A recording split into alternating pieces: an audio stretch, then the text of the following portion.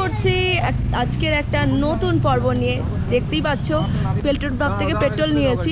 আগের এপিসোডটা প্রচণ্ড ইন্টারেস্টিং হয়েছে, যারা যারা দেখুনি তারা অবশ্যই গিয়ে চেক করে নাও, আশা করি ভালো লাগবে। এবারে এখন আমরা যাব আমাদের নেক্সট গন্তব্যস্থলের দিকে। নেক্সট গন্তব্যস্থল কোথায় তা দেখতে গেলে অবশ্যই পুরো ভিডিওটা না স্কিপ করে দেখতে থাকো। ওকে, চলো দেখা হচ্ছে একেবারে মোটো ব্লগিং সেট আপে। তো বন্ধুরা, আমরা এই মুহূর্তে আছি ঘুম স্টেশন, যেটা ভারতের সবচেয়ে উচ্চতম রেলওয়ে স্টেশন। দুদিন যে কিভাবে কেটে গেল সেটাও ভাবতে পারছি না। আর এখন আমরা এখান থেকে যাব মিরিকের উদ্দেশ্যে। এই যে দেখতে পাচ্ছেন সামনের টার্নটা, এটা দিয়েই দেবো।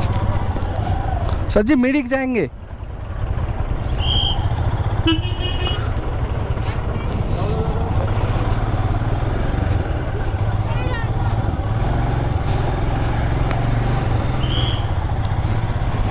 আজকে আমাদের ডেস্টিনেশন হলো শিলিগুড়ি ভায়া মিরিক। ভেবেছিলাম দার্জিলিং সিটিতে বাকি সাইট সিইংগুলো করে নেব, কিন্তু গাড়ি রাখতে দিচ্ছে না পার্কিংয়ের জন্যে, প্রচুর চাপ। এমনিতেই দার্জিলিংয়ে পার্কিংয়ের অসুবিধা তো আছে, তোমরা জানোই। তো এখান থেকে সান্দাকফু 49 কিলোমিটার দেখালো। তো যাকে আমরা এই রাস্তা ধরে মিরিক যাব এখন এই মুহূর্তে। মিরিক হয়ে শিলিগুড়ির দিকে চলে যাব আমরা। শিলিগুড়িতে স্টে এবং এরপরে আমরা কলকাতার উদ্দেশ্যে রওনা দেবো। আমরা মোটামুটি যেটা প্ল্যান আছে, আমাদের মিরিক লেকটা দেখব। মিরিক লেকটা দেখার প্ল্যান আছে, দেখা যাক কতটা কী হয়ে ওঠে টাইমিংসটা।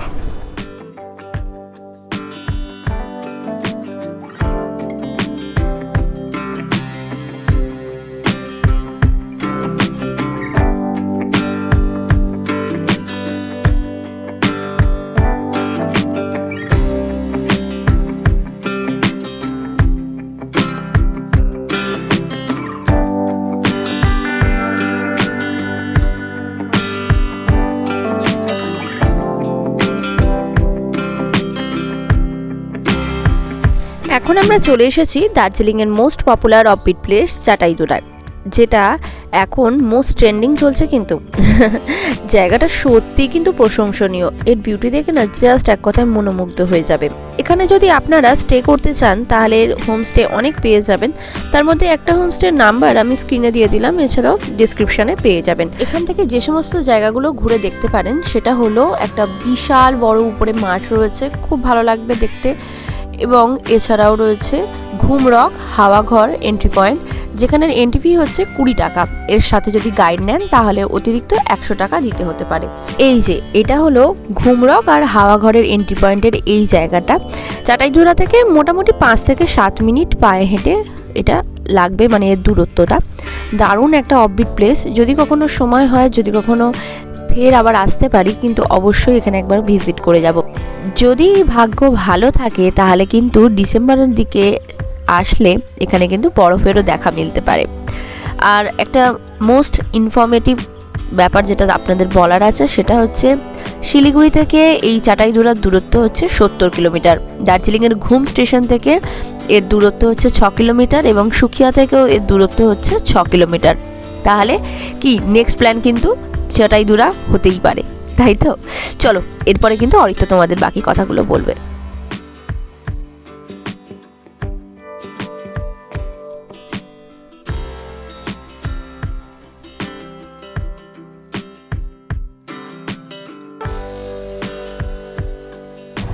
তো বন্ধুরা, এই মুহূর্তে আমরা আছি স্টেট হাইওয়ে 12, সোজা যাব। এটা হচ্ছে সুখিয়া পোখরি। তো এখান থেকে সোজা 25 কিলোমিটার গেলে মিরিক, 69 কিলোমিটার শিলিগুড়ি এবং এনজেপি হচ্ছে 74 কিলোমিটার এবং বাগডোগরা এয়ারপোর্ট হচ্ছে 81 কিলোমিটার। আর যদি ডান দিকে চলে যায় মানভঞ্জন, সান্দাকফু, ফালুট এগুলো চলে আসছে। তো আমরা এই মুহূর্তে যাব সোজা। তো বন্ধুরা, আমরা এই মুহূর্তে এসে পৌঁছেছি সীমানা ভিউ পয়েন্ট।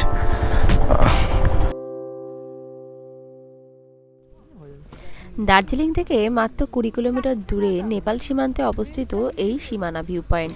এখান থেকে মানিরভাঞ্জন নেপালের দারুণ সমস্ত দৃশ্য দেখা যায়। তো চলো যাওয়া যাক, কতটা দূর, কতটা কি আমরা দেখতে পারি। সমুদ্রপৃষ্ঠ থেকে উচ্চতা প্রায় 7000-এর সামথিং। অ্যাপ্রক্স উচ্চতাটা আমার খুব একটা জানা নেই, তো তোমরা জানলে অবশ্যই কমেন্টে লিখে আমাকে জানিও। আর এখানে দারুণ ছোট ছোট সুন্দর সুন্দর দোকান রয়েছে, দারুণ বলছি, যাই হোক তোমরা চাইলে বাড়ির জন্য গিফট নিয়ে যাওয়ার জন্য কিন্তু দারুণ জায়গা, মানে এখান থেকে জিনিসপত্র কিনে নিতে পারো যদি না দার্জিলিং থেকে কিনে থাকো। তো চলো যাওয়া যাক সীমানা ভিউ পয়েন্ট এবং মেন যে পয়েন্টটা থেকে দেখবো কেমন সুন্দর সুন্দর সুন্দর দৃশ্য আসে।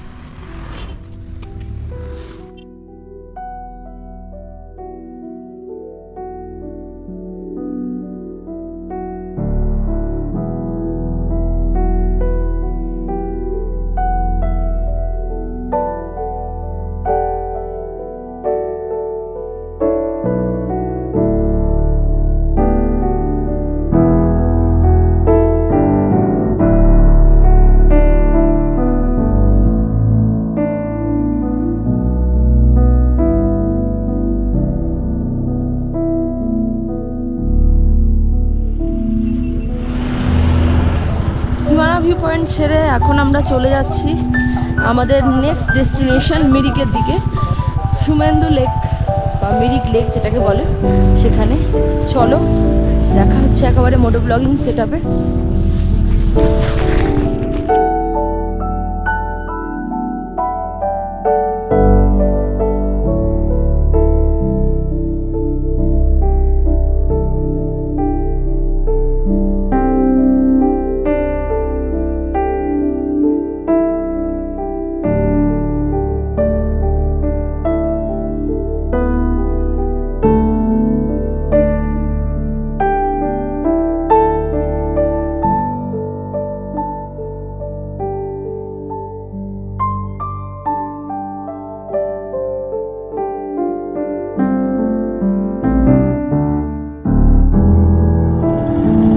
বন্ধুরা আমরা এই মুহূর্তে এসে পড়েছি গোপালধারা টি এস্টেটের কাছে।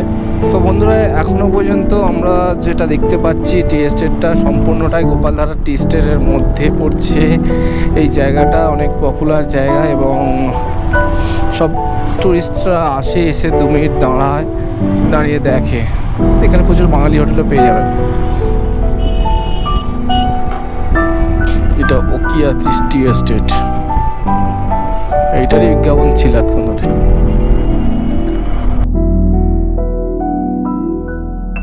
তো বন্ধুরা এই মুহূর্তে যেটা দেখতে পাচ্ছেন টি এস্টেট, এটা ওকাইতি টি এস্টেট। বিশাল বড় ফার্ম, বিশাল অনেক দূর থেকে দেখতে পাচ্ছি এদের অ্যাড দেখা যাচ্ছে।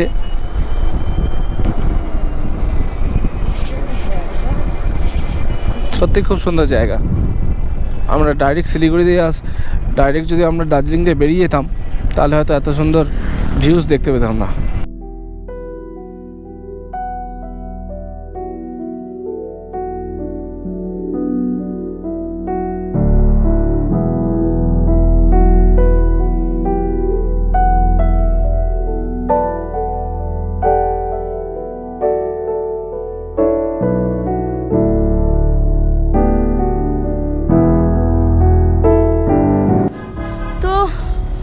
চলে এসেছি মিরিক লেকে, আর প্রচণ্ড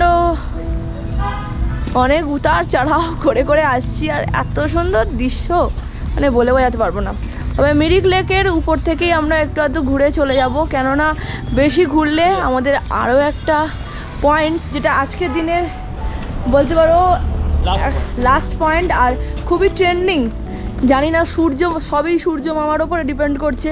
যতক্ষণ জেগে থাকবে ততক্ষণ আমি তোমাদের দেখাতে পারবো, বাট না যদি যেতে পারি আর কিছু করার নেই। তো সেজন্য তাড়াতাড়ি করে দেখব, লেকের ধার পর্যন্ত যাব, কতটা কি করতে পারি দেখো, তারপরে দেখা হচ্ছে।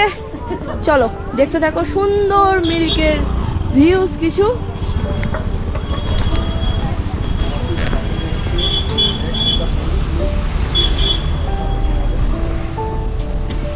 এই মিরিক লেকের একটা বিশেষত্ব হচ্ছে এটা হচ্ছে মেনলি মানুষের তৈরি লেক, ঠিক আছে। লেকটা বানানো হয়েছে, আর লেকের ঠিক মধ্যিখানেই রয়েছে সুন্দর একটা বাগান বা পার্ক মতো করা রয়েছে, ঠিক আছে। টিকিট কত? 20 রুপিস পার পারসন। তো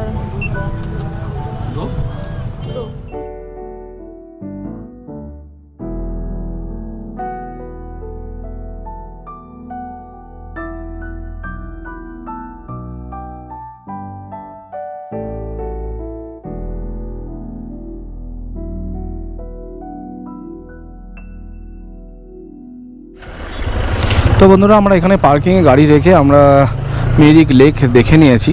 এবারে নেক্সট স্টপ হচ্ছে দুধিয়া ফলস। চেষ্টা করছি অন্ধকার হয়ে যাওয়ার আগে বেরিয়ে যেতে, কারণ অনেক কার্ভি রাস্তা আছে, খুব অসুবিধা হবে।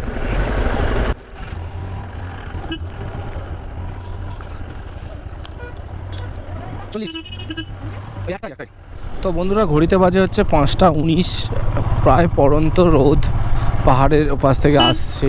আমাদের আজকের ডেস্টিনেশন হলো শিলিগুড়ি।